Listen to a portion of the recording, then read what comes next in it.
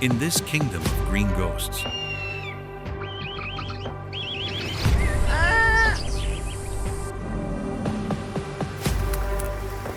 silence is not peace. It is the sign of a predetermined execution. In the Amazon,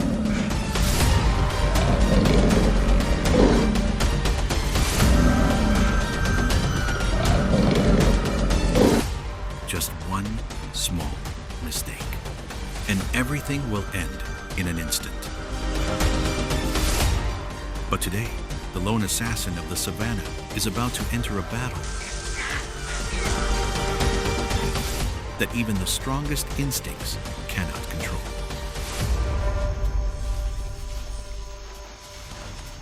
Wild Amazon, the apex predators that dominate the green hell.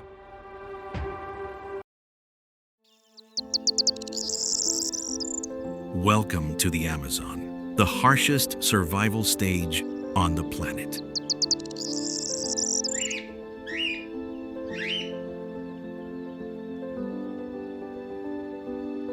Here, evolution doesn't happen over centuries, but through each hunt,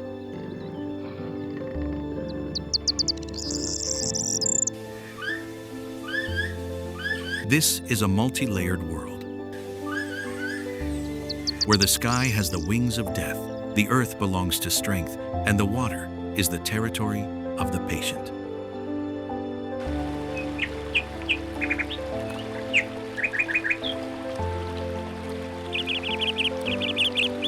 Here, the only rule is, every creature is both hunter and prey.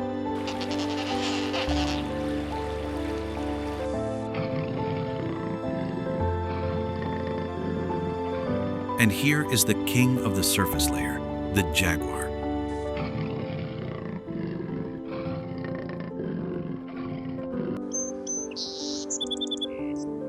Not only is it the largest cat in the Americas, it possesses superior biological intelligence with a bite force of up to 1,500 pounds per square inches.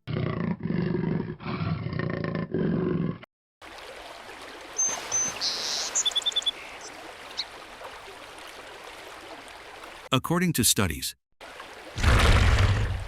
the jaguar is the only predator that doesn't target the throat.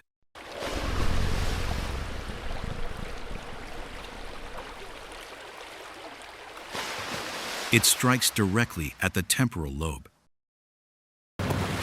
piercing the prey's skull with absolute precision.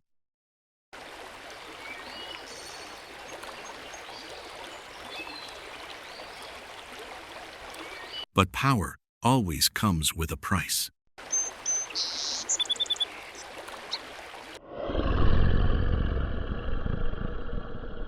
Each swing of its claws is a gamble with energy and injury.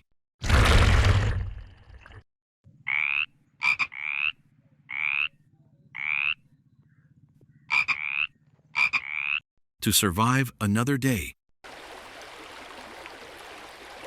this king cannot afford to make a mistake.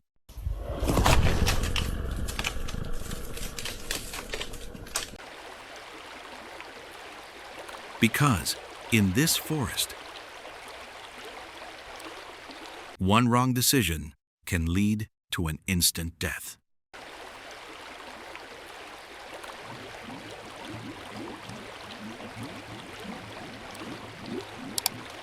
The first target was in sight.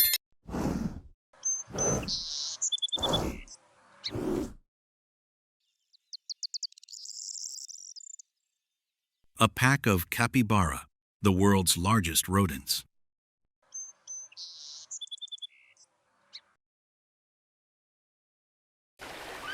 Jaguar knew that. Despite their seemingly slow movements, they were a highly organized group.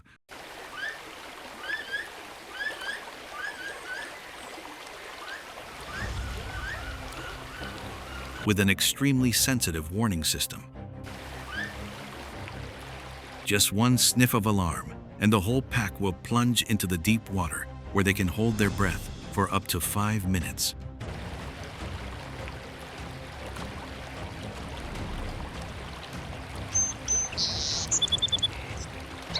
Leaving the predator helpless on the shore. The wind was blowing against Jaguar, completely masking its body odor.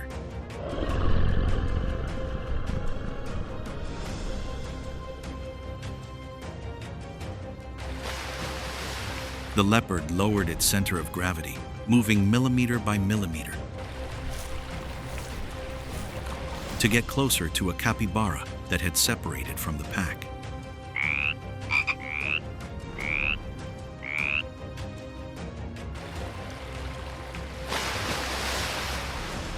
In the world of big cats, impatience is the death sentence for an empty stomach.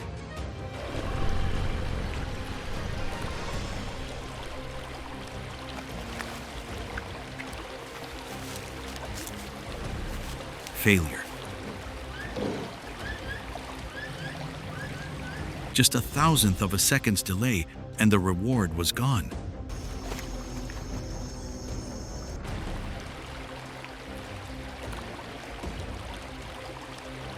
For Jaguar, each explosive run was a gamble on energy.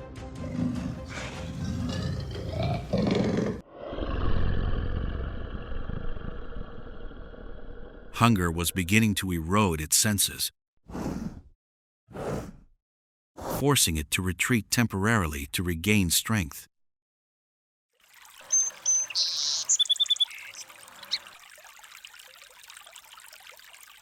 But Jaguar didn't know that the capybara that had just escaped its claws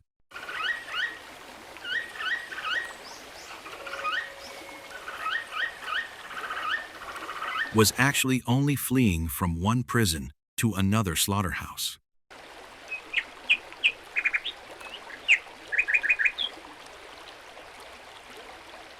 The capybara mistook the river for its salvation.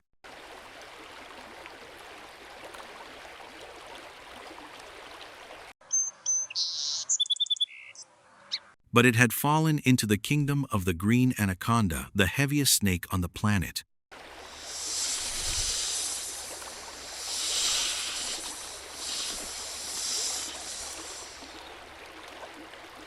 Here, strength is not measured by explosive speed,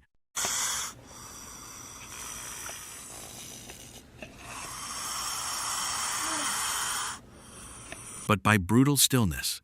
The anaconda doesn't chase its prey. It simply dissolves into the silt, waiting for its prey to swim into the clutches of death.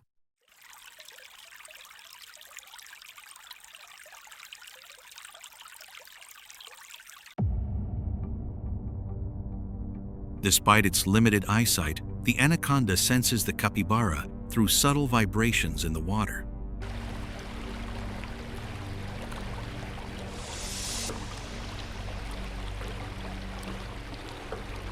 Once its target is within striking range, it doesn't bite to tear the flesh, but uses its reverse-bladed jaws to grip, initiating a series of brutal actions.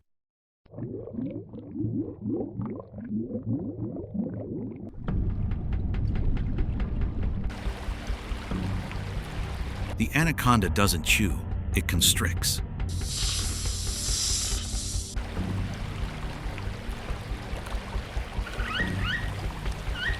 Each time the victim exhales, the rings of muscles tighten, halting blood flow and crushing the respiratory system.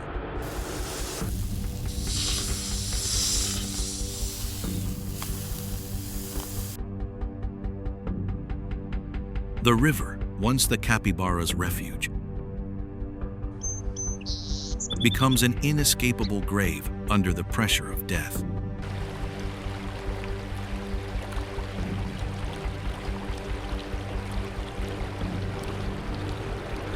After taking down the prey that Jaguar had lost, The anaconda returns to its most primal instincts: survival and reproduction.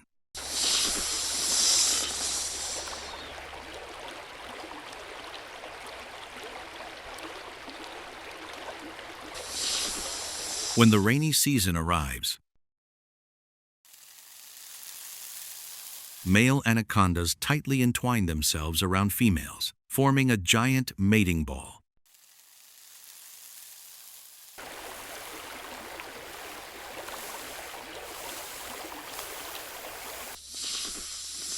Fighting with sheer endurance to pass on their killer genes.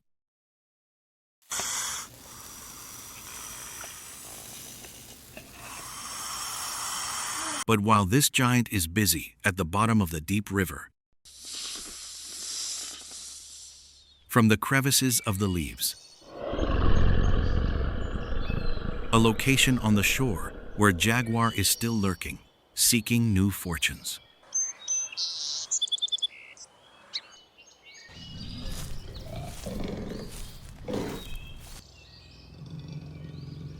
After losing its meal to the giant underwater creature, Jaguar left the river with an empty stomach, slowly venturing into the deep wilderness in search of new fortune.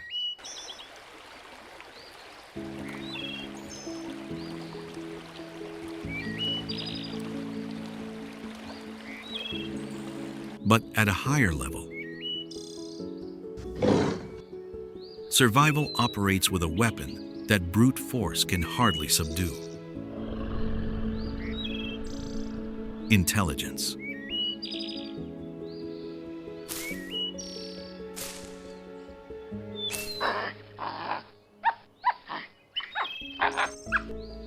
Capuchin monkeys are considered the engineers of the Amazon.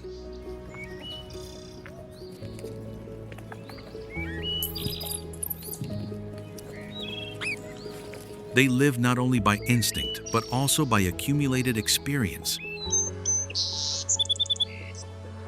knowing how to use stones as hammers, branches as tools, and passing on knowledge to the next generation.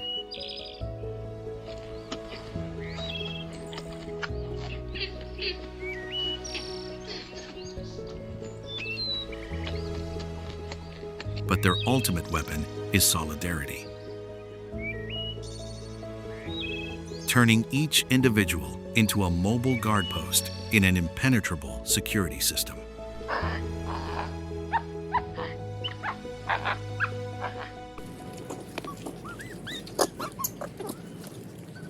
One Capuchin, slightly far from its group, became the target of the solitary ruler of the jungle.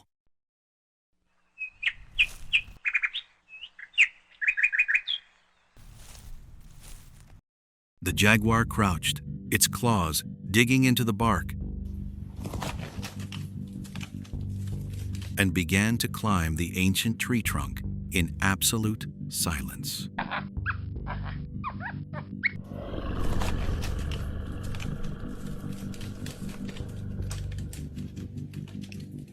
The leopard lunged with a lightning-fast pounce.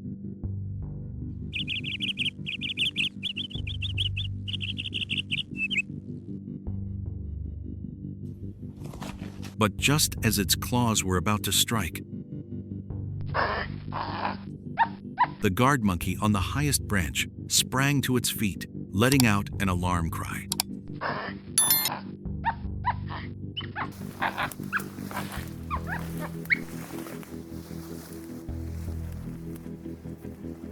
The troop of monkeys stirred, but not in chaos.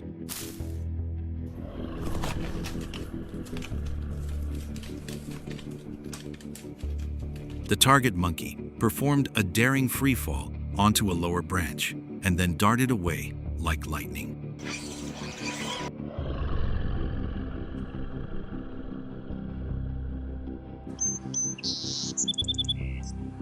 The entire troop dispersed along predetermined paths, plunging into the most delicate foliage, where the leopard's hundreds of kilograms of weight became a burden, leaving it helpless.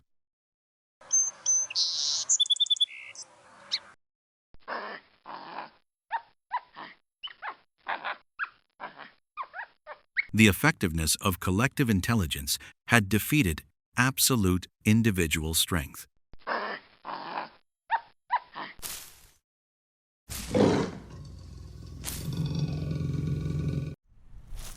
The Jaguar once again faced the harsh reality.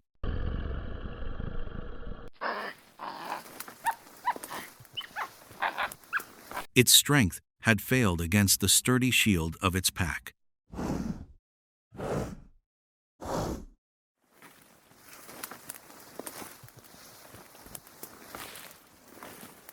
The battle ended without a drop of blood, leaving the lone king standing helplessly on the high branch.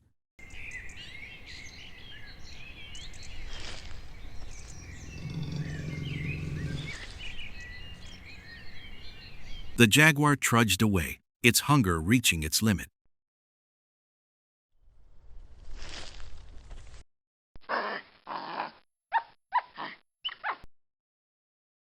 But the monkeys didn't know they had made a fatal mistake.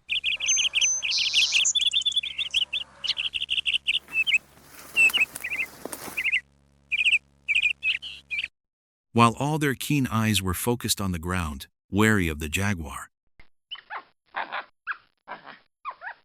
they had inadvertently overlooked the sky.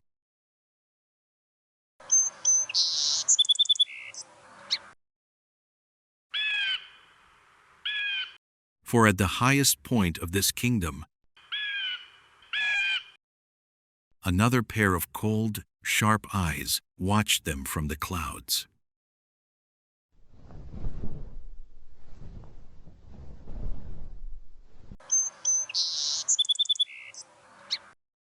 Look up to where the sun's rays burn brightest, the territory of the Harpy Eagle, Lord of the Amazon sky.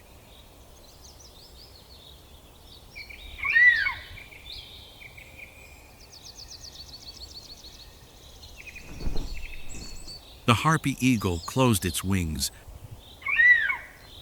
and swooped down from the blind spot of the sun with the speed of a guided arrow.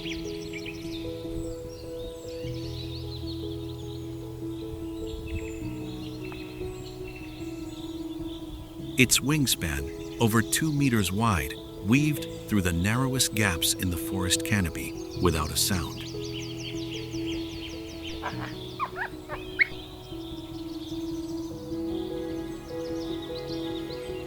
By the time one of the monkeys in the troop looked up, sensing a strange gust of wind, it was too late.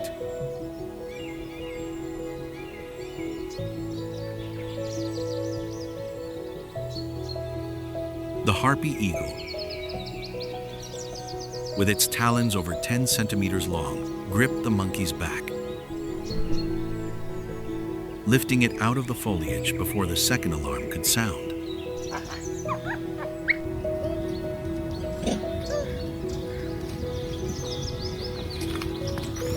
The Harpy Eagle soared into the air,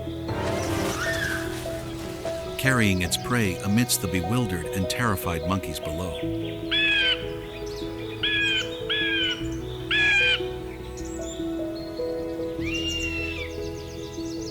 All ground surveillance efforts were futile against the speed and ferocity of an aerial assault.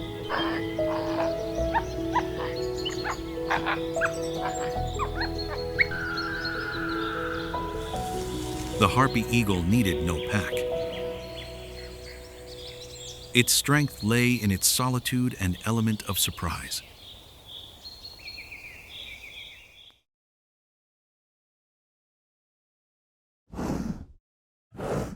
Even the most intelligent individuals had to acknowledge a harsh truth. In the Amazon, death could come from any dimension. And the ruler of the skies always knew how to exploit the complacency of the unsuspecting.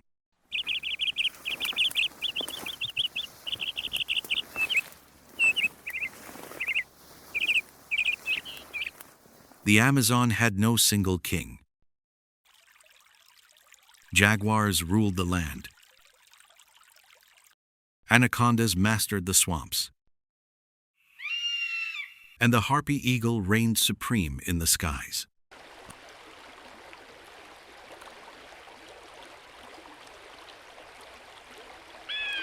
Amidst the fiery confrontations of these powerful giants,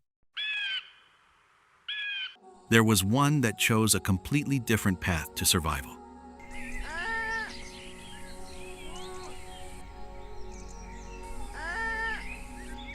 It didn't need strength, speed, or even the intelligence of a pack to survive for millions of years.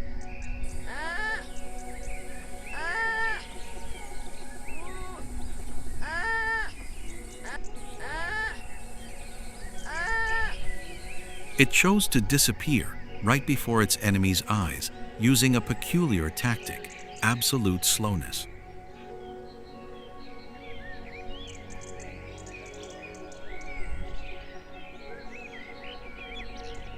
In a world where agility is essential for survival, the sloth chooses to defy all rules.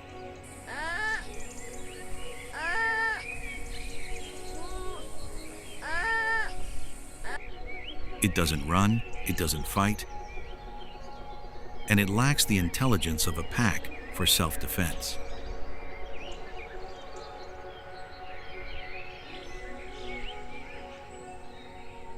Its ultimate weapon is its extreme slowness.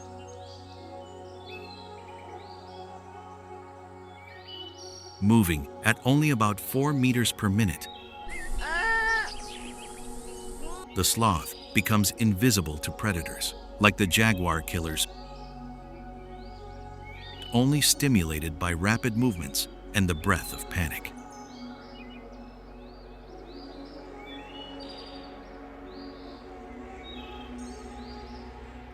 Its fur is not just skin and flesh, but a perfect camouflage fortress, allowing algae and moss to grow lushly on its body.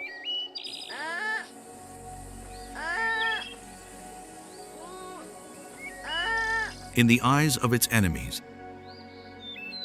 the sloth is not a meal, but merely a lifeless piece of decaying wood.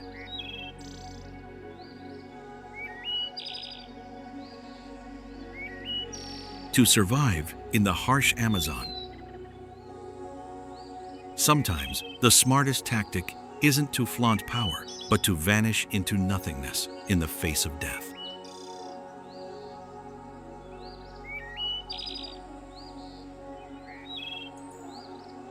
However, even the slowest creature must sometimes confront harsh reality.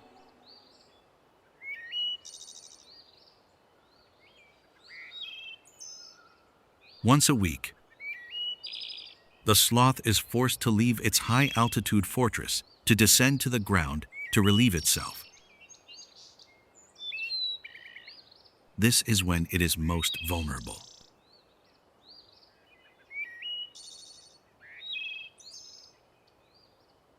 Observe the sloth awkwardly navigating the decaying leaves.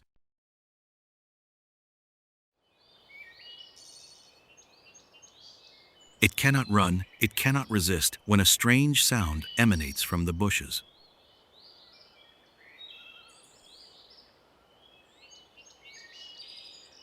The sloth can only stand still, entrusting its life to chance, hoping that the moss and lichen will be enough to deceive the hungry predators outside.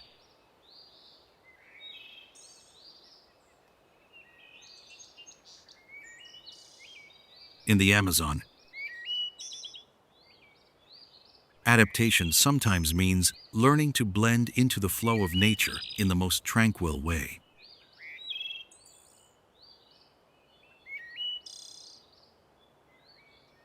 The jaguar glided past the sloth, needing something more satisfying for its gnawing hunger.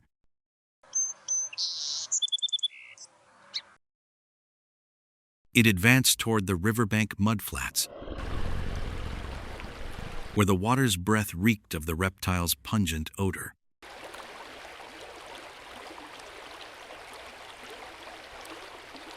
While the weaker one used silence to hide, in another corner of the river, the king of the land had lost patience.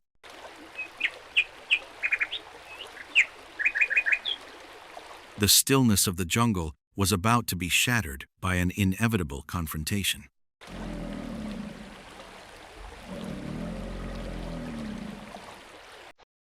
The jaguar decided to reclaim its position with the most insane gamble,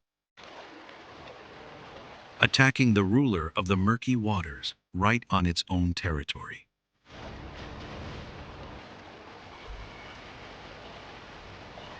A battle with no room for compromise, hunter against hunter.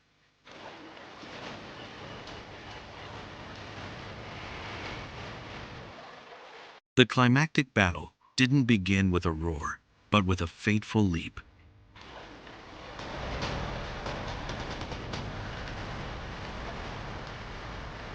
The jaguar no longer stood on the bank lurking. It plunged into the murky river, the water splashing as it lunged straight onto the back of the basking Caiman.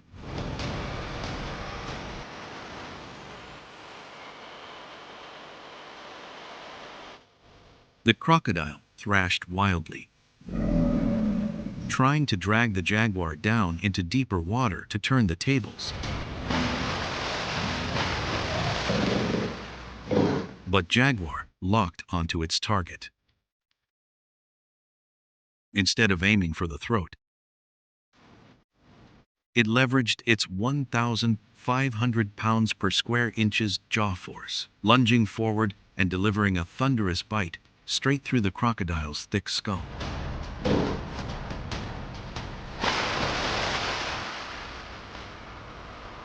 A dry crack echoed. The battle ended in an instant, as the armored creature's brain was completely neutralized.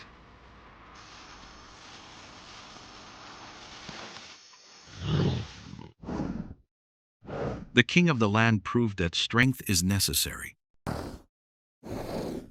But groundbreaking tactics are the only condition for mastering the Amazon.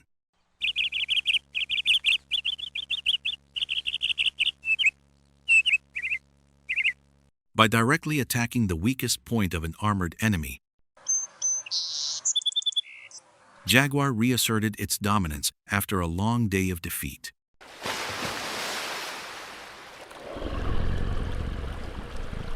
Here, the strongest are those who dare to defy even the most unfavorable rules to survive.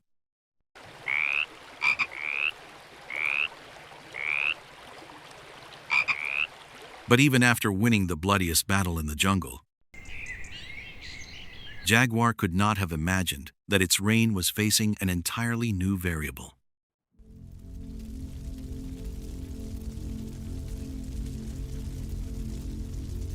An enemy not from the water, the sky, or the forest, but from a world where claws and jaws of 1,000 pounds were utterly useless.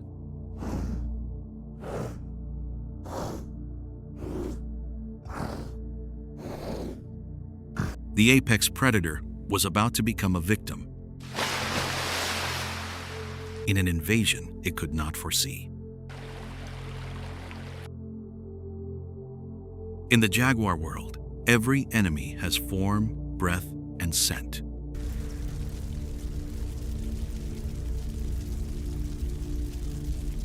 But today, the king of the Amazon is facing an entity its instincts cannot decipher.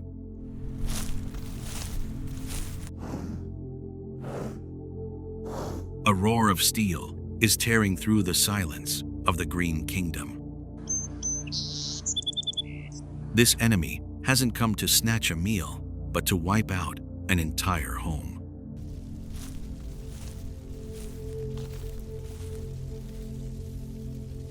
Suddenly, the roles are reversed.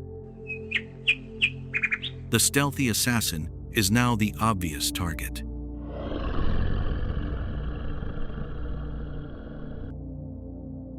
With the arrival of humans, all of the jaguar's biological advantages become meaningless.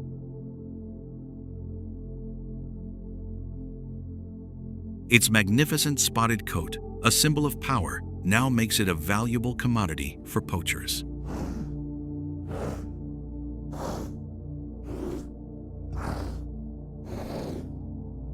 Long-range guns and invisible traps have turned the apex predator into the most vulnerable creature in its own territory.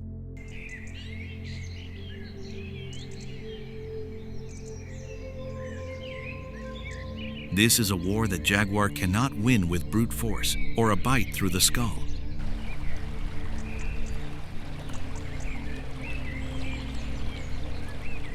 When forests are torn in two, the links of survival are broken, and the king no longer has a kingdom to rule.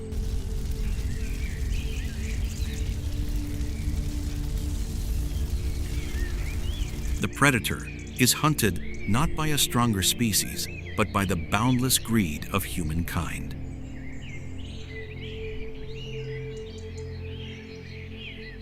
In the Amazon, darkness is descending. Not the darkness of night, but the darkness of eternal disappearance.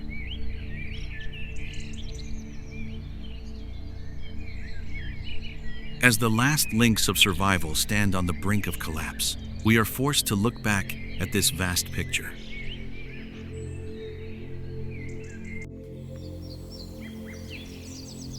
The Amazon is not just a battlefield, but a living organism in need of healing.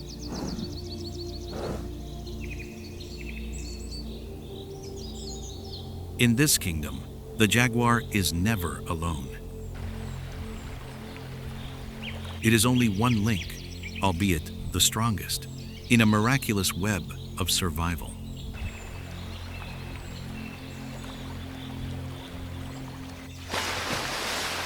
The death of a crocodile under the jaws of a jaguar today is life for the army of ants tomorrow. And the existence of the monkeys high above is confirmation of the abundance of the forests below.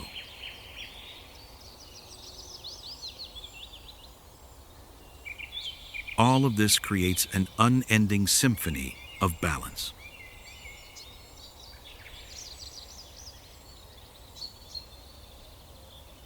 But that balance is facing an unprecedented test. When humans intervene, they are not merely destroying a tree or hunting an individual, but are pulling out the most crucial threads of the web of life.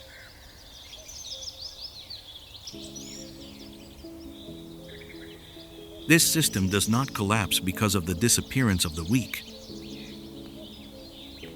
but because of the rupture of the great connections.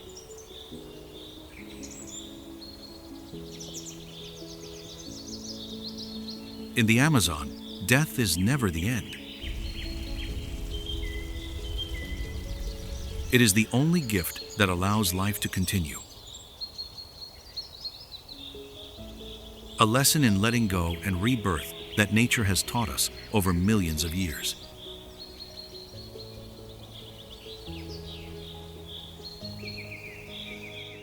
We learn from the jaguar that strength must go hand in hand with wisdom.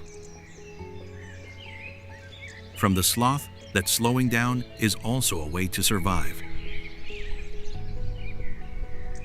And from the jungle that sustainability lies in mutual respect.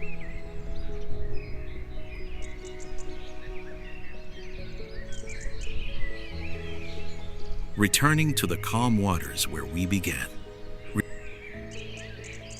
Remember, in this jungle, the strongest is not the one who survives the longest with its claws, but the one who knows how to keep the balance from being broken.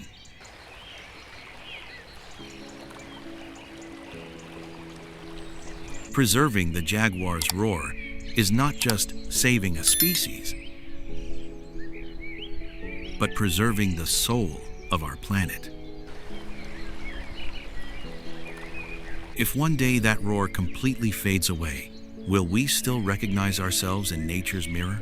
Please share your thoughts on this balance in the comments below.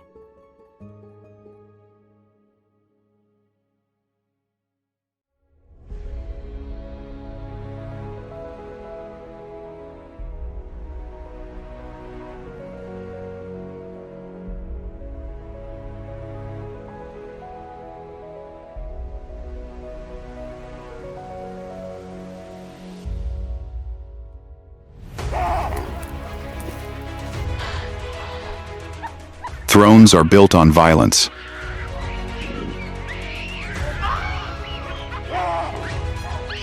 But when fear is gone, the herd itself becomes the blade.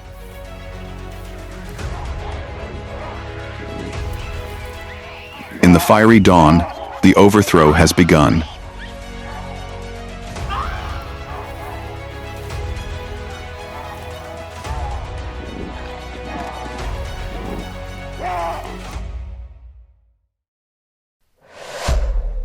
The bloody uprising. When the apes rise against their king.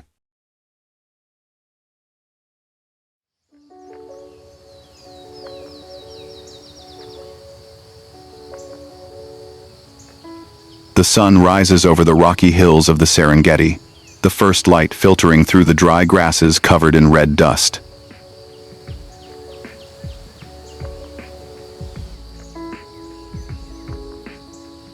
At the foot of the hill, more than 30 baboons gather, forming a small, noisy, but orderly world.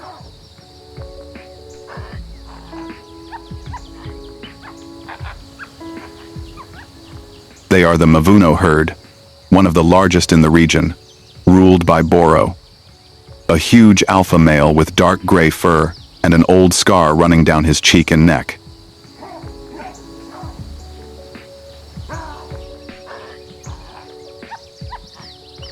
Boro was once a symbol of power and fear.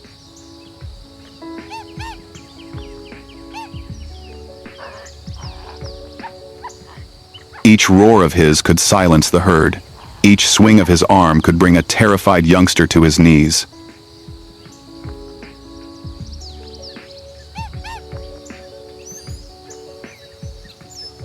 But time has never bowed to any king.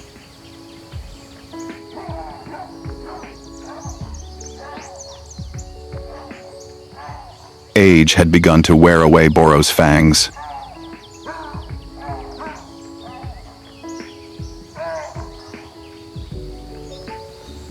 He was slower, more impatient, and more ruthless.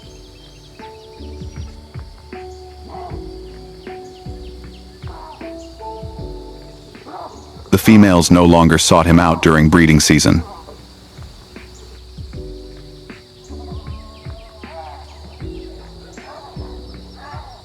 The young males quietly avoided his gaze, waiting for their chance.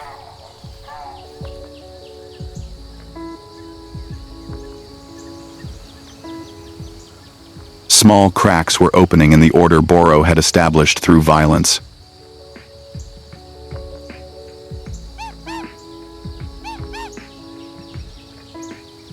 The power he had held for so many years was now beginning to bleed.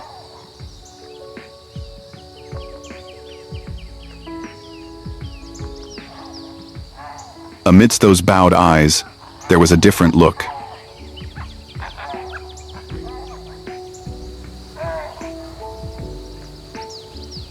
Kano, the young male who had just grown up, agile, stubborn, and quietly observing everything.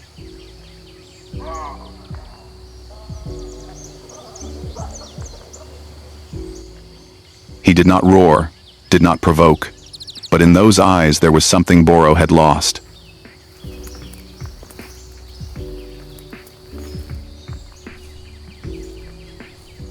Calm and sobriety.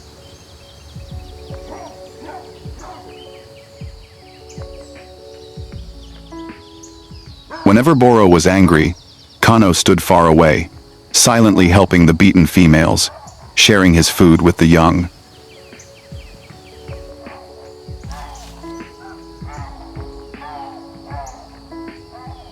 He did not need to scream, just a small action was enough for the pack to see the difference.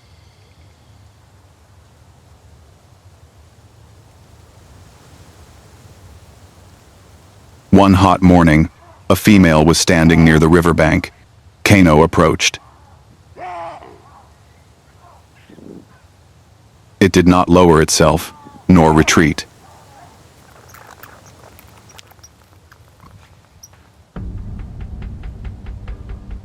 Just a glance, and the pack stopped.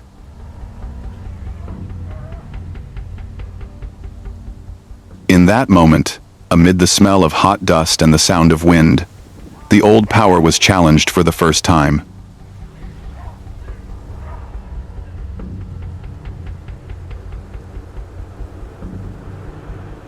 Boro roared, leaping forward.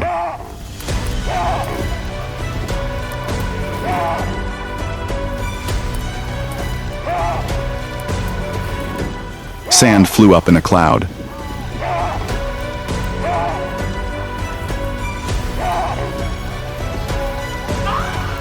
Kano avoided the first bite, countered with a strong kick, then retreated.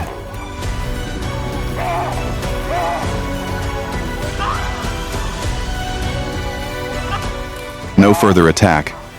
That was the warning.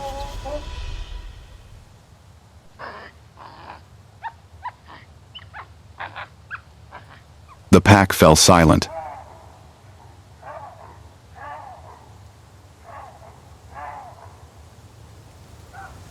Then, when Kano turned away, a few females bowed their heads instinctively, not out of fear, but out of respect.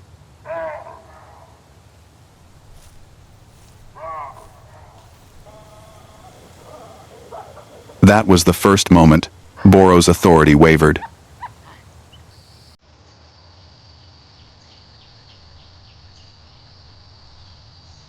In the days after the encounter, the pack became unusually quiet.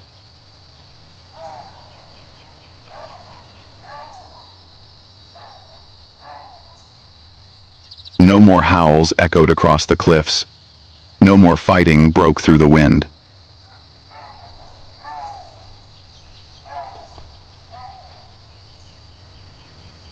No one dared to speak openly, but in every look, something was changing.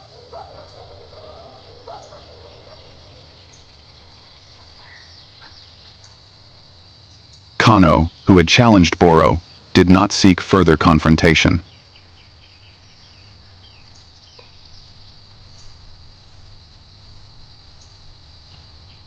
He retreated to the edge of the pack, near the shallow stream, where there was only wind and short grass.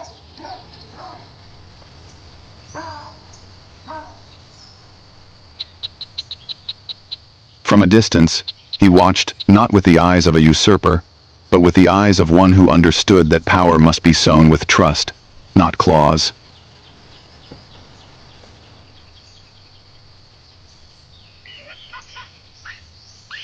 At first, only a few young males approached.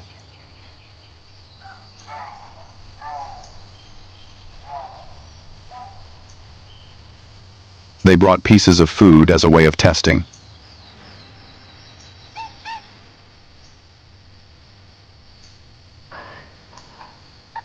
Kano did not bite, did not roar.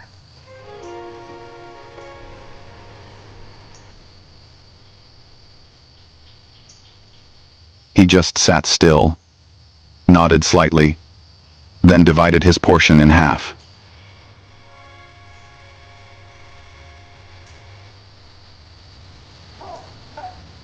The meal of the despised became warmer in the cold of the forest night.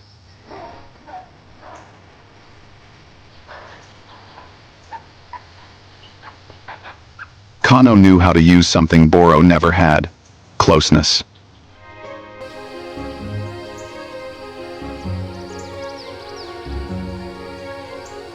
He did not just share food. He plucked the parasitic hairs from the backs of his fellow baboons, an act that seemed small, but was the most familiar ritual in the baboon world.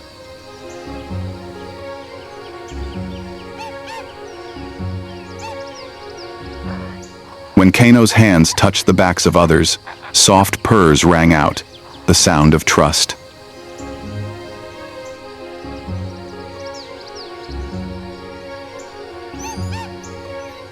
As more young males approached, the circle around Kano grew larger.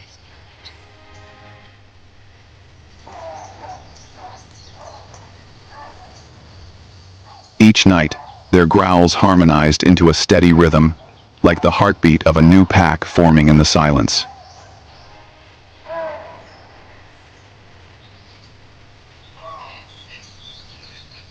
But power, no matter how well concealed, cannot remain hidden forever.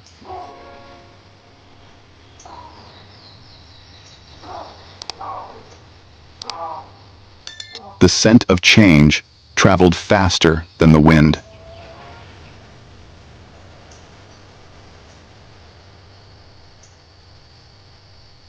Boro began to sense something was wrong.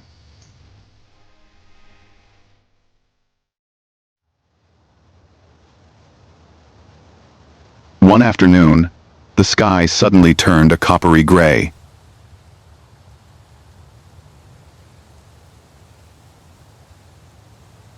A dry wind from the north carried a cloud of red dust, signaling an approaching dust storm.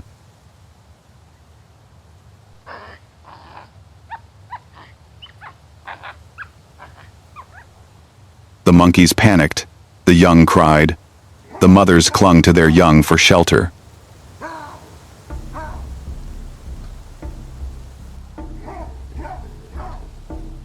In the midst of the chaos, Kano stepped down from the cliff.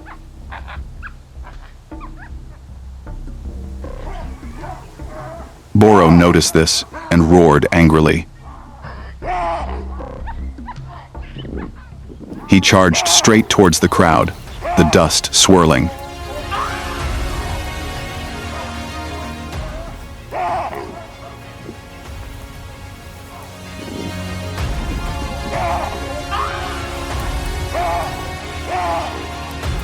Kano did not retreat.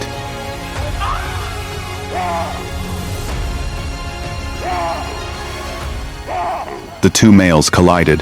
The sound of the collision resounded.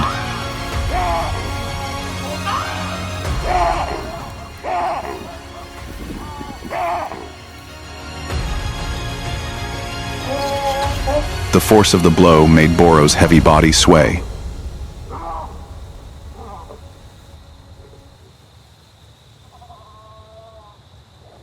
The pack scattered, cheers interrupted by thunder and wind.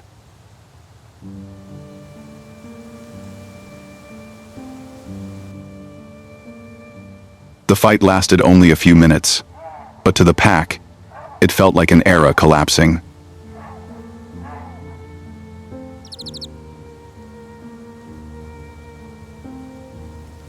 A final roar rang out, then silence.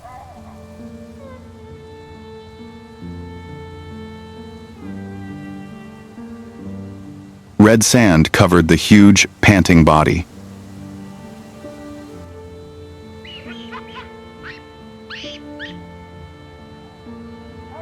In the flash of lightning, people saw blood smeared on the rocks, and Boro's eyes no longer had anger, only the emptiness of one who knew his throne was lost.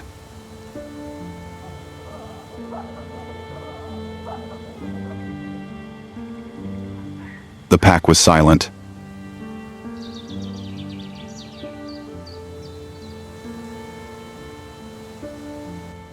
No one celebrated, no cheers, only the wind howling through the cliffs.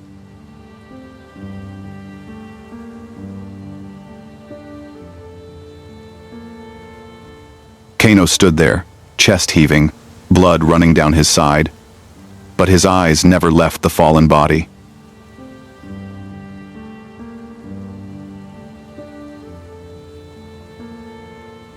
He did not kill.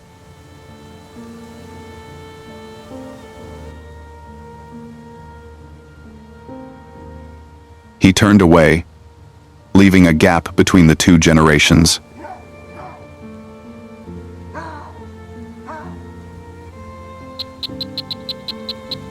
A gap that the silence of the pack filled with their decision.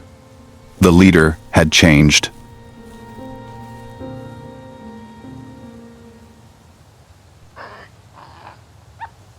As night fell, Kano lay alone on the rocky slope, the cold wind blowing through his sweat-soaked fur.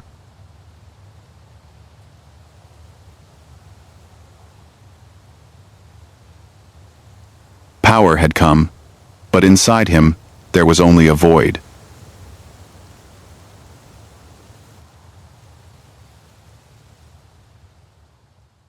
There there was no one to fight, only a heavy responsibility.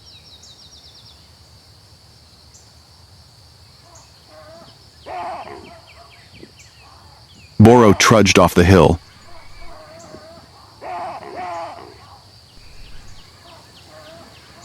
No one stopped him. No one saw him off.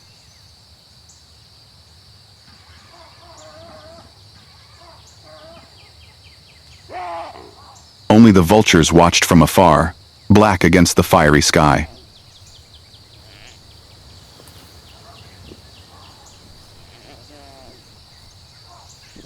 In the world of baboons, power never dies, it only changes hands.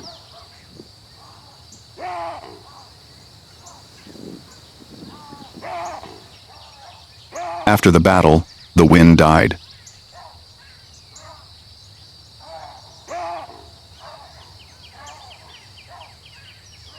Red dust fell like ash, covering the old bloodstains on the rocks.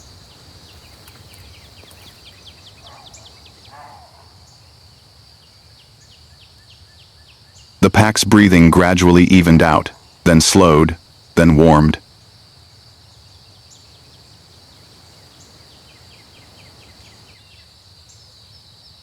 The hillside was dotted with the bodies of baboons resting, no longer tense as before.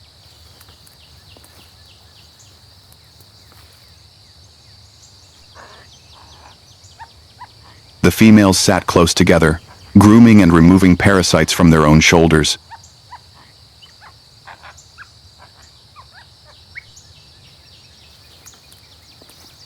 The young clung to their mothers' bellies, sleepily surrounded by the scent of fur, earth, and wind.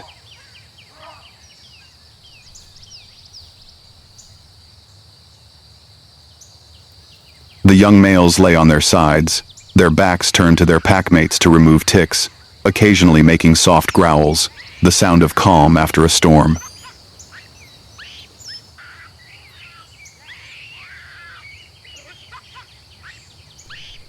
No more threatening roars, no more showy strikes.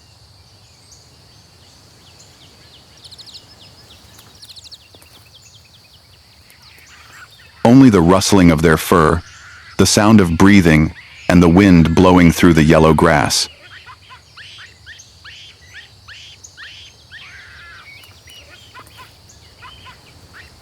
Kano walked slowly between them.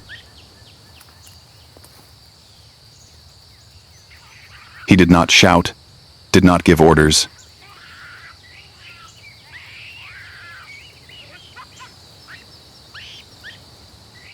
He only put down a few pieces of tree roots he had dug up that morning, pushed the ripe fruit to the oldest female of the pack, then let the young ones come closer, touch hands, touch tails.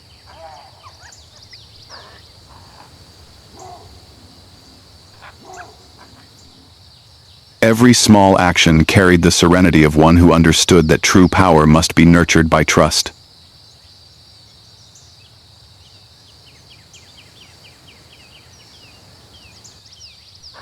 Under his footsteps, the pack gradually regained its old rhythm of life, but more peaceful and close-knit.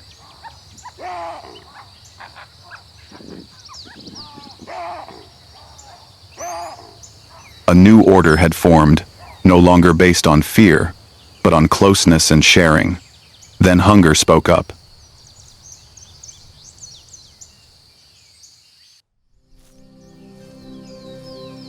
At first it was just a slight rumble in the hot afternoon. Then it gradually became clearer, as the smell of blood from the battle was carried away by the wind, leaving behind the dry taste of rocks and grass.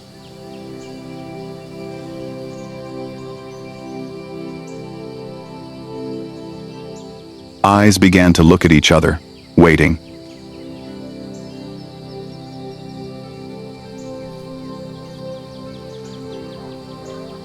Kano stood up straight on the low rock, his eyes scanning the herd.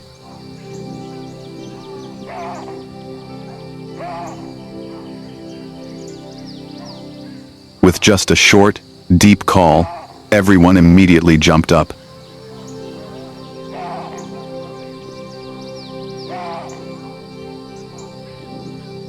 The The herd left the rocky hill, poured down the grassy slope, moving in a line of 2 young males leading as scouts, the females carrying their young in the middle, and the oldest holding the rear, eyes never leaving the bushes.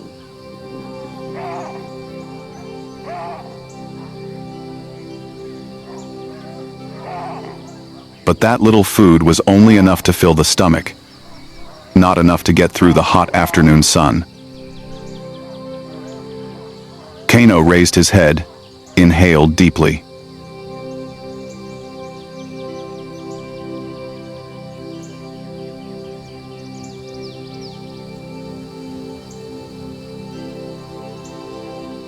The wind carried the scent of colostrum, the sweet scent typical of young prey.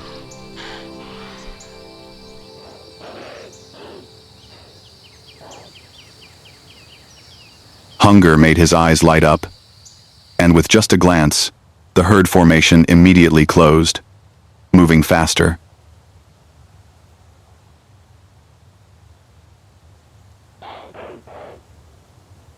Kano straightened his tail, shook his head slightly.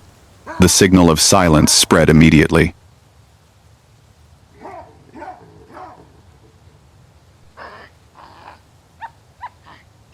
The young males understood. The hunting call was beginning.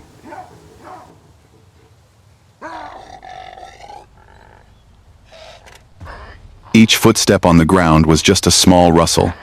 Eyes widened, pupils contracted to catch the light better.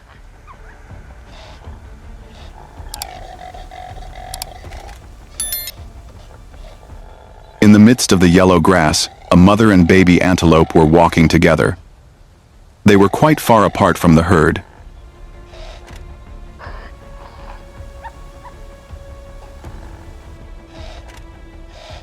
Instinct made it turn its head to sense danger.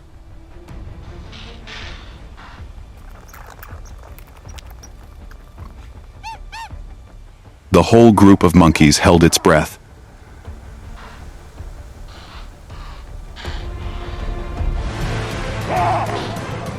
A female without her baby rushed forward to scare it, causing the baby impala to run ahead.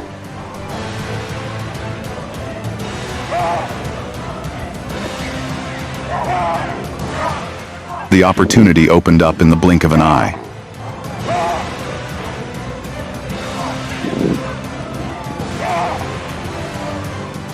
Kano accelerated, his charge precise and powerful.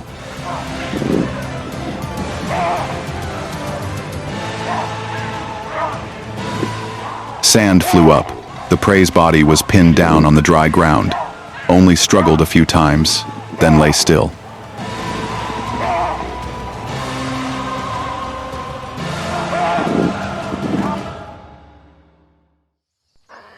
No one in the flock rushed to claim the portion.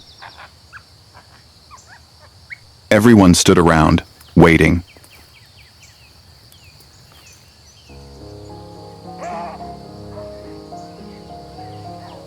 Kano looked around, making sure no one else came to fight, then took a small step back.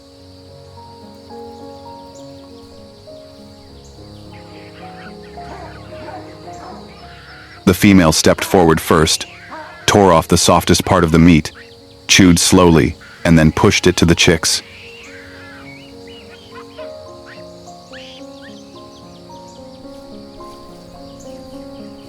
Amidst the soft chewing sound and the warm smell of the meat, the chicks made small cries.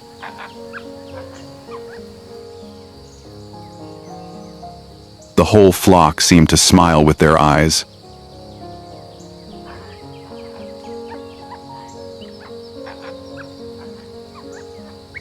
After so many days of hunger, the taste of fresh meat was not just food, it was proof that the flock had survived, had a new beginning.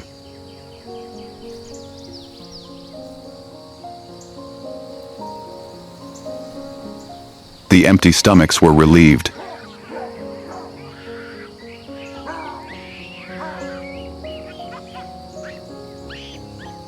The meal ended quickly, like a rule of survival in the open field.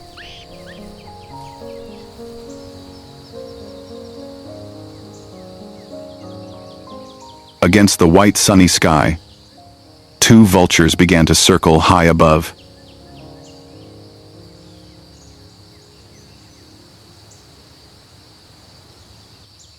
Kano raised his head to look. His tail lowered slightly, a signal to retreat.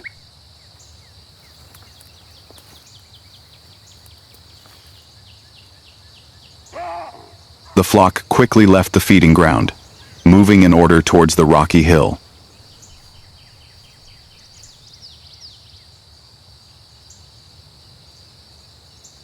Along the way, Kano stopped several times, letting the young ones practice climbing low rocks, practicing jumping over cracks in the ground.